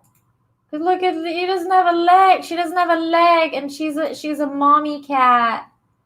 She's getting her little baby. She's getting a little baby kitten. Little baby. Oh, little baby. Aww. Oh, little mommy. Oh, the little babies. Isn't that so cute? Oh. Oh my goodness, little baby. Okay. Oh my goodness. Oh, Franco, thank you. It says here's the super chat. I got paid today spreading the love. Well, I appreciate you, sir. And your beautiful dog, who I love and love your icon. He's so cute. Oh, yes, so darling. Thank you so much, though, Franco. You are so sweet for doing that. I really appreciate you. And here is my thank you to you, sir. Thank you to you. Daddy's in prison, and he won't be home for a long time. My dear Lord. Yeah, well, I gotta get going right now. I gotta get on the bus. I ride the bus for the city and watch the bus drivers. Kind of this program they got to make sure they turn the wheels right and... Billy, you forgot your stuff.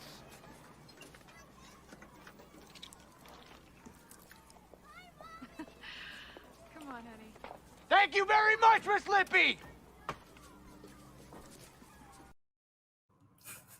I love Billy Madison. Such a good movie. I know, Angelus. I love the kitties. Oh, Franco says I also have 2 cats and a hedgehog. Hedgehogs are so cute. They're so small. I love hedgehogs. I've never really pet one though. Like I pet one on the stomach once, but like I made a mistake. Well, I did, and then I made a mistake of actually touching because I was curious. I was a kid and I was curious, and I wanted to see like how, if it would really hurt, and it did. It did. You know what? I did do a cat video.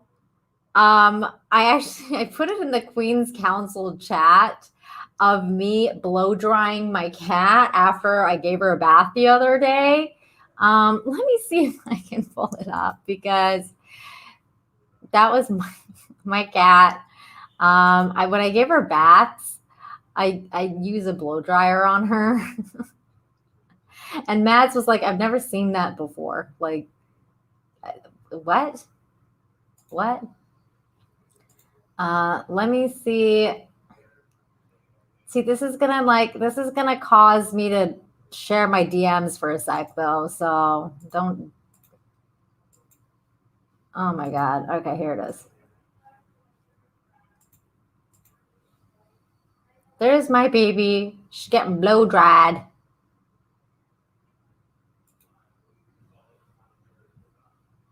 She's like, yeah. She's really into baths. She loves it. She's like, okay. And then I blow dry her because one time when we were in Canada, I didn't do that. And she got sick. She got a cold. And the vet was like, yeah, like she's gotten sick because she got a cold from being in the bath. And then because she's a long haired cat. So like her being really cold caused her to like, and I remember her because she started shivering and I had to like wrap her in a towel. And I was like, oh my God. But yeah, so like the next time I was like, you know what, I'm going to blow dry her. And at first she was kind of like freaking out. Like when I did it the first time, like, 7 years ago, and she was kind of like, what the fuck's that thing? But I like kept it far away from her. And like, she was like, what is that? And then she kind of liked the warm air because it was really cold in Canada. So she just kind of like walked around. And as she walked around, I just hovered it over her. And over the years, she got used to it. So she actually loves baths and she loves being blow dried. So yeah, that's my cat, and there's my cat video. Angela says, "Oh my God, how did they not freak out over the blow dryer?" Yeah, that's how, because she learned. She was like, okay, I'm just gonna get used to this. Franco says, my cat thinks he's a weird cat. He's like a little porcupine. Aww. I will judge you, says Zero Everyone. Okay. I know, quality content, right? Cats. Matt says, we could probably put together weird stuff our cats do. I have a video of my boy cat giving fist bumps. Oh, yay. We should do that. Everybody, like I tell everybody to share good news with me, but you guys can also share your pet videos and stuff like that you got. Just send me pet videos so that I can share with everybody. And we can have fun just watching like our own pets and also like, just cats or dogs or porcupines, like all sorts of stuff. I love animals. Angela says, that's crazy. My cat hates it. And is that a special cat blow dryer? No, it's just my own blow dryer. I blow dry my own hair with it. It's just a regular Conair blow dryer. And she just sits there and she's like, all right. Shellback says, you have all been fooled. Cats are actually evil. Well, you know what, Shellback? I think this cat is evil. I think there are some cats that are evil. And I think this cat is one of them. I will show you this video because I kept it saved. But I was like, dude, this cat, that's next level shit right there. Like, that's cats. My cat's not like this. My cat is kind and loving. But this cat is messed up.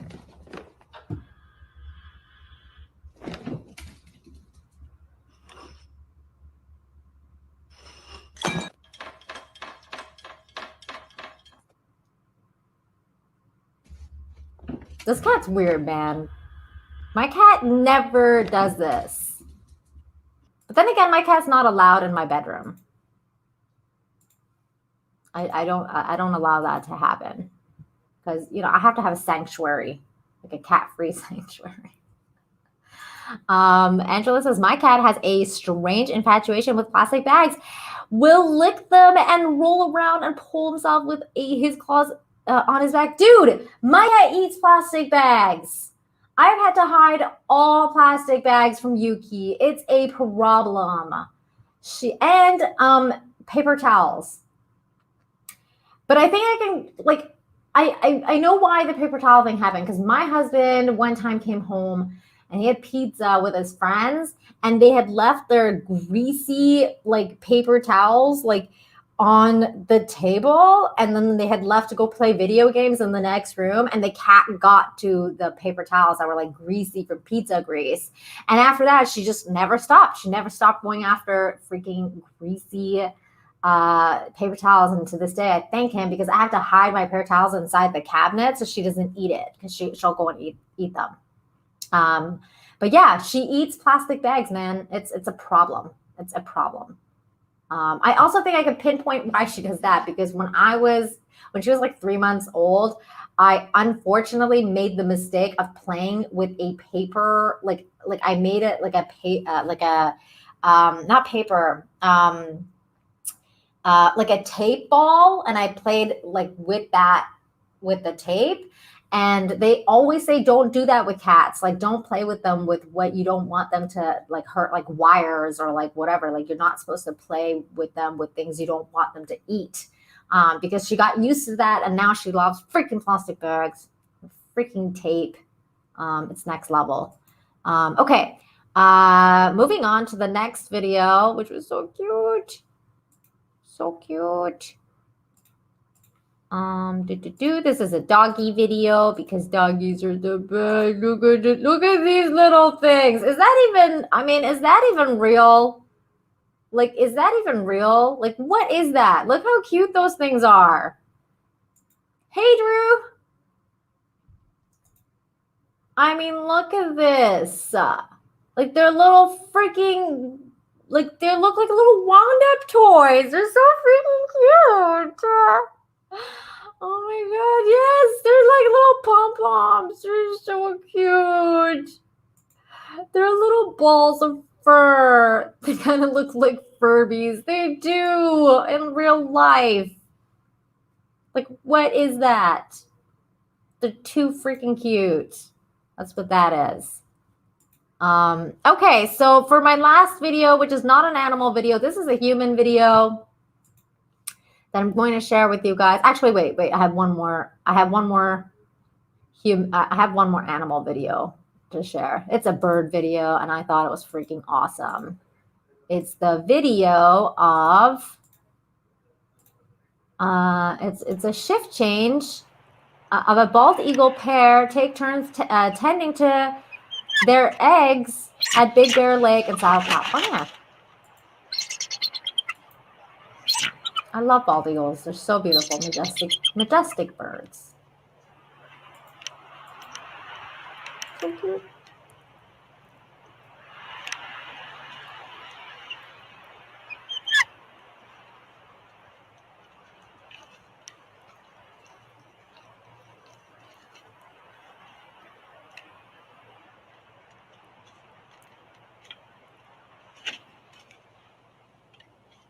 Oh, look at it. So cute.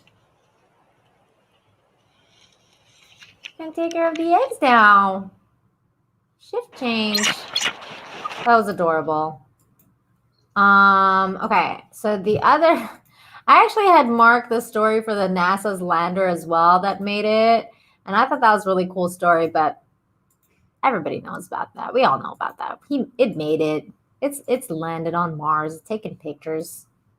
But yeah, okay, so my last thing that I want to share with you guys is something I saw on Twitter, which I thought, I wish and hope that we could go back to this. I retweeted it and I made a post about how I said, can we please just go back to this? Enough identity politics, enough division.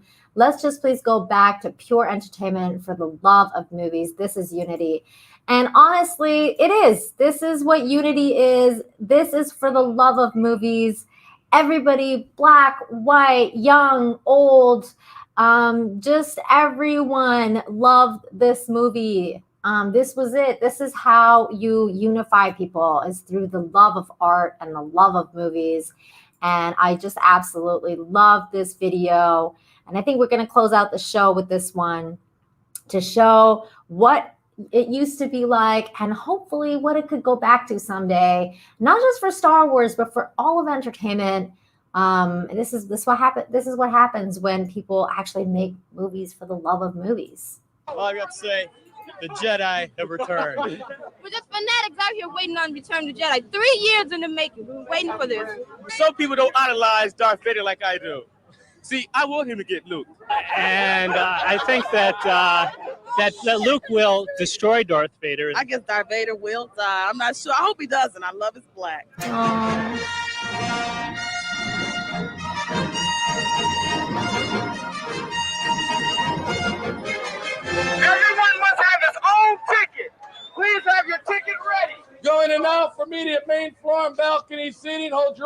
of the jet in the theater, please. Look how excited everybody was. Finally, the wait is over. The fantasy unfolds.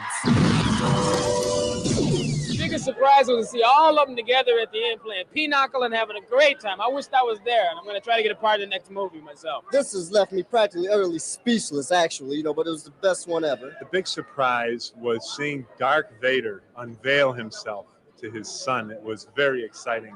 The biggest surprise? Well, I don't want to give it away to anybody. Do you think it was worth coming to this late at night? Yeah. Good over evil, always. The movie was perfect. It was exactly the way it had to be. It was a fantastic movie, but it was good. It was This guy's so funny. Good. I mean, like, I love this video, but this guy just freaking cracks me up every time. So funny. It was really good.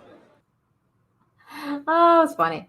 But the message is an important one, and I believe that we can go back to this someday. I hope we can go back to this someday, to the good old days when, yeah, no masks. Oh my God, when that, and like yeah, the creeper. When things used to be simpler, and we would just love movies for the love of movies, no matter what it was, no matter if it was Star Wars or any other movie. Like, everybody just loved movies, and they would just go to the movie theater just to have fun and get away from it all. So that is my hope. I hope that we can go back to that one day, and that's it. That's all I can say about that. And so that's it for today's show. I hope you guys all enjoyed it. I'm gonna check and make sure if I have any other super chats. I know that is the weirdest thing to say. I just want to make sure that I've read them all. I don't want to not have read one in my weird excitement to have, for all of that to happen. I just want to make sure that I've read them all. Because it's my first time. So I don't like it's a crazy thing, and you guys were just so crazy supportive, and I want to make sure that I've read all of them. So apparently I'm just trying to do what you're supposed to do. Here, I have no idea how you get to that page. I thought this is how you get there, but you don't. I'm gonna have to ask John how he goes to that page later. Well, I hope I got them all, because if I don't, I'll read them out tomorrow on the stream, because I don't know how to get there now. Oh no, I should have probably figured this out earlier. Dang. Oh, I know. Maybe I have to go to the main stream that's happening now. And then let's see. No, I don't know how to get there. Okay, I'll do it tomorrow. I'm sorry, guys. I will make sure that I figure that out. Oh my God. As I'm saying this, Shane G with $5 super sticker. Thank you so much, Shane G. Says bravo. Bravo. Thank you. Thank you so much, Shane G. That is so sweet of you. Here is one of the clips for you, my friend.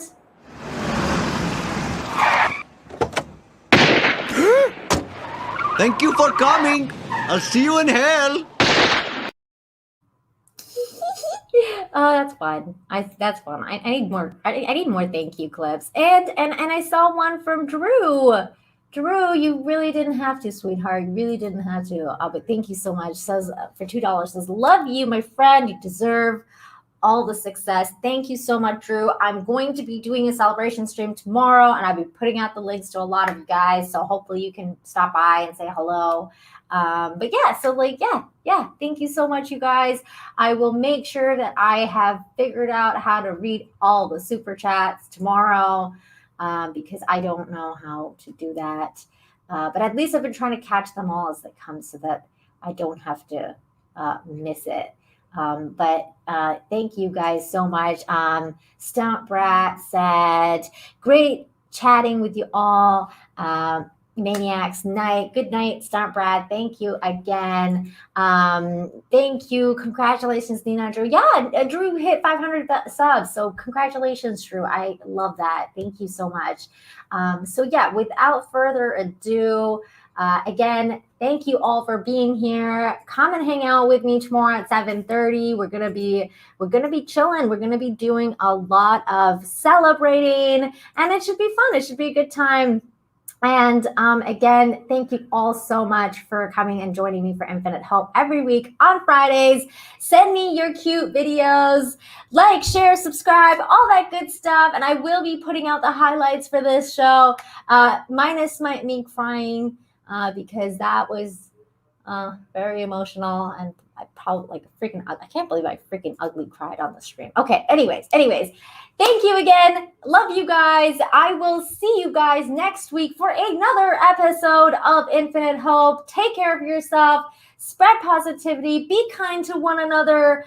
Keep the Yellow Balloon Challenge going, and be kind to somebody, and be kind to yourselves. Most importantly, be kind to yourselves. Take care, everybody. Bye-bye.